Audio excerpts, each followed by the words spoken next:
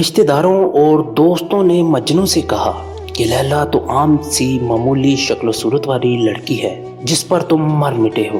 ایسی تو ہزاروں عورتیں ہیں، اگر تم مانو تو تمہاری شادی کے لیے اس سے بہتر حسن صورت اور حسن سیرت والی لڑکی ہم لے آئیں گے۔ تم خود بھی اس عذاب سے چھوٹ جاؤ گے اور تمہارے عزیز و اقارب بھی اس ندامت سے بچ جائیں گے۔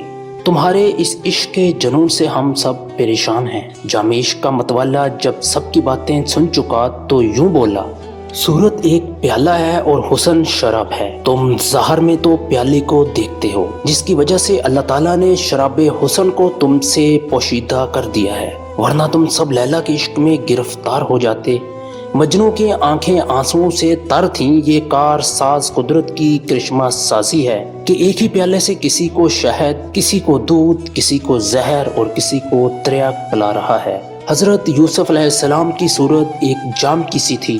والد اس سے جلوائے الہیہ اور بھائی اس سے زہر پیتے تھے۔ زلیخا نے شکر کا شربت اسی پیالہ سے پیا۔ جام عشق غیب کی چیز ہے اور پیالہ اس جہاں کا ہے۔ کسی کے لیے یہ جام امرت ہے، کسی کے لیے زہر ہے۔ یہ اپنی طبیعت اور دلوں کے سودے ہیں، جو جس کے نصیب میں ہوتا ہے اسے مل جاتا ہے۔ عشق ایک جام ہے۔